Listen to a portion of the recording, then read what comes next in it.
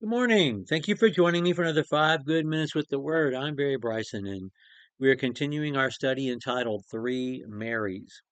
And we are looking at three Marys and from the ministry of Jesus, the life of Jesus, through whom we get to know Jesus better. And we've already talked about Mary, Jesus' mother, and Mary of Bethany, and we're going to spend some time talking about Mary of Magdala. Magdala is a fairly prominent village on the southwest shore of the Sea of Galilee. Not quite as important as Capernaum, but perhaps the second most important city on the coast of the Sea of Galilee. And this is where she's from. When we say Mary Magdalene, it means Mary, the woman of Magdala. That's her hometown. And we meet her in Luke chapter 8.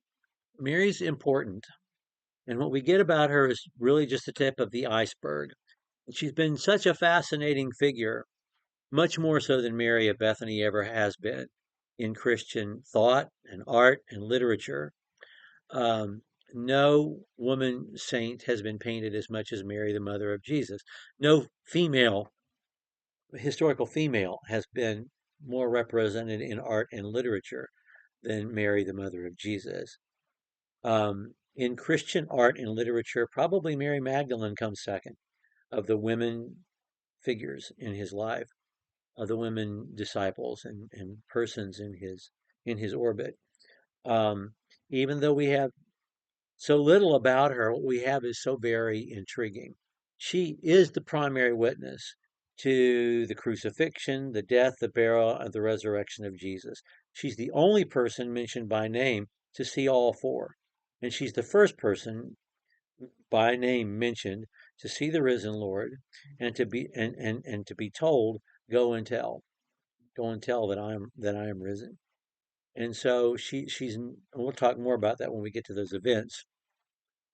So just as a witness, she's so important to the gospel accounts.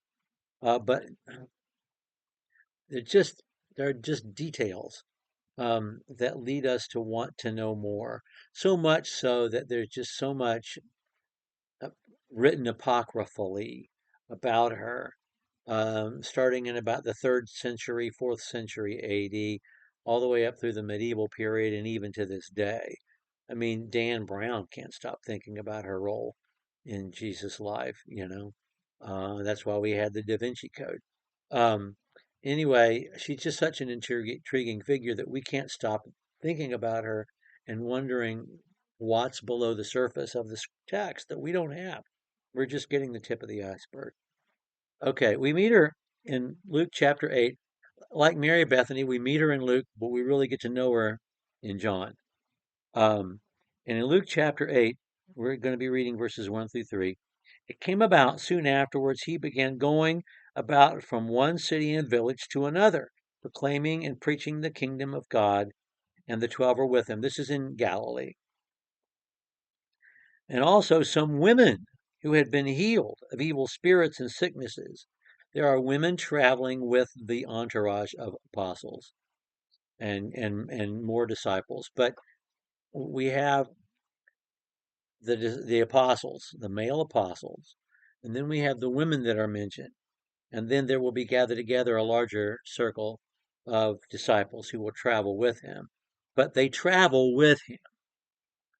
They leave their homes, and at least one of them has a husband, and they travel with him. Women did not do that. They weren't allowed out of the house hardly at all.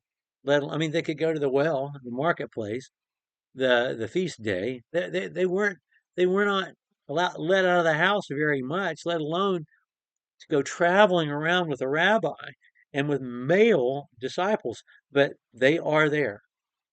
It says so right here in Luke's gospel. Jesus welcomed them not just to sit at his feet, but to join the caravan, of the traveling group of disciples. Also, some women who had been healed of evil spirits and sicknesses. Mary, who was called Magdalene, from whom 7 demons had gone out. That's intriguing. And Joanna, the wife of Chuza, Herod's steward, and Susanna. and many others who were contributing to their support out of the private means. So there are three women named. They're Mary Magdalene, Joanna, and Susanna. And they're named, but there were many others. We're told that many others. And one of the things these women did, because these were evidently women of means, and they would almost have to be to leave their homes, um, because just of the economic situation of a day laborer. It took everybody in the household to keep the household afloat. And so it's not surprising that the women who traveled with him were women who had means to support his ministry. But that's what we're told. And one of those was Mary Magdalene, and she had 7 demons cast out of her. What did that mean?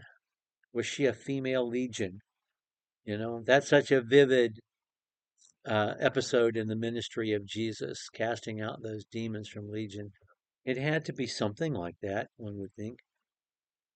And like Bartimaeus at the end of Mark's gospel, when his sight is restored and Jesus says, "Go your way," he picks up everything and follows Jesus.